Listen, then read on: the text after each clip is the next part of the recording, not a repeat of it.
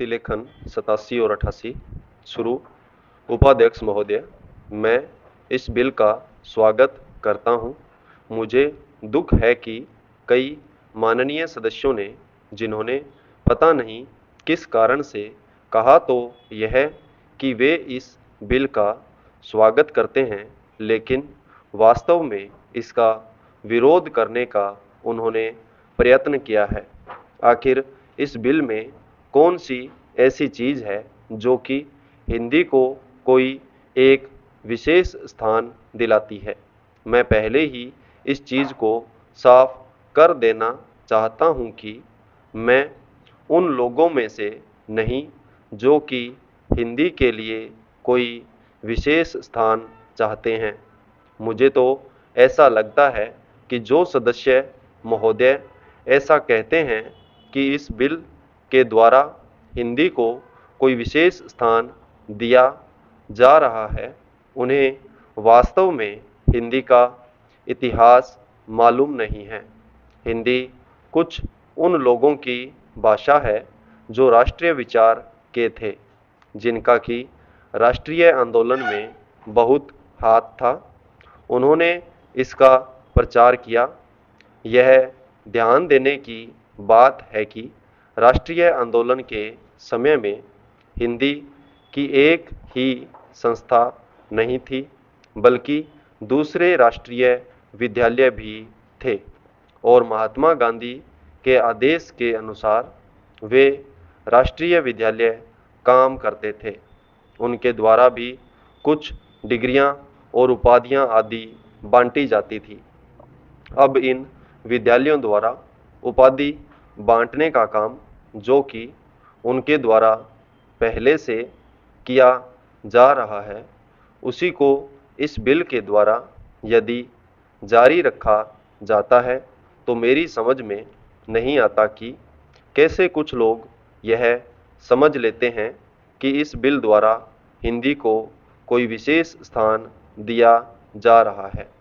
मैं नहीं समझता कि इसमें हिंदी को कोई विशेष स्थान दिए जाने की बात है, और जैसा मैंने पहले निवेदन किया, मैं उन लोगों में से नहीं हूँ जो कि चाहते हैं कि हिंदी को कोई विशेष स्थान दिया जाए।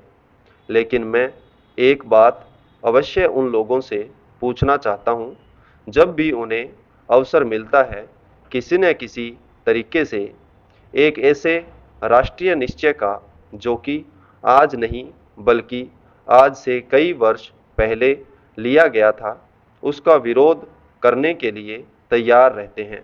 संविधान में राजभाषा के संबंध में स्पष्ट व्यवस्था दी हुई है, तो भी मेरे यह मित्र उसका विरोध करने का प्रयत्न करते हैं।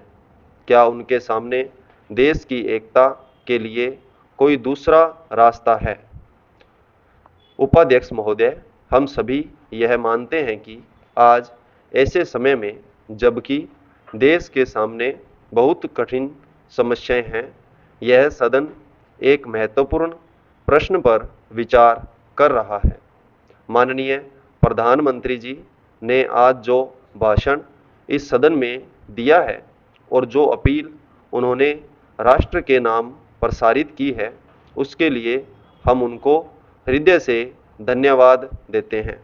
आज उन्होंने अपने भाषण में यह बिल्कुल बता दिया है कि यद्यपि हम हिंदुस्तानवासी शांति चाहते हैं और हमने बराबर हर कीमत पर शांति को बनाए रखने की कोशिश की है, लेकिन इसका यह अर्थ नहीं हो सकता कि हम अपनी सीमाओं का उल्लंघन सहन करें या अपने राष्ट्र की कोई भूमि किसी को देकर के शांति स्थापित करने का प्रयत्न करें। प्रधानमंत्री जी ने सदन के सामने जो भाषण दिया है और जो आंकड़े सदन के सामने रखे हैं, सचमुच उनसे यह स्पष्ट प्रकट हो जाता है कि हमारी जिन सीमाओं का आज पाकिस्तान अतिक्रमण कर रहा है, वे सीमाएं और वह भूमि सब हमारी है। इस समय पाकिस्तान का जो रवैया है वह कोई नई बात नहीं है। हमने बराबर पाकिस्तान की ओर मित्रता का हाथ बढ़ाया है, लेकिन पाकिस्तान ने बराबर उस हाथ को काटने का प्रयत्न किया है। देश के विभाजन के समय से लेकर हमने बराबर हर प्रश्न का, हर विषय को मित्रता से तय करने का प्रयत्न किया है, चाहे पाकिस्तान का रुख किसी भी प्रकार का क्यों न रहा हो। देश के विभाजन के समय हमने पाकिस्तान के साथ जो समझौता किया, उसके अनुसार हमने पाकिस्तान को उसके हिस्से से अधिक दिया।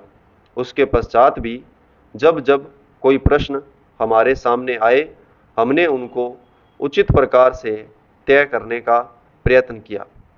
आज भी पाकिस्तान की तरफ हमारा करोड़ों रुपए का कर्ज है, जिसको पाकिस्तान ने आज तक नहीं दिया है, लेकिन फिर भी हमने पाकिस्तान के साथ अच्छा बर्ताव रखा है।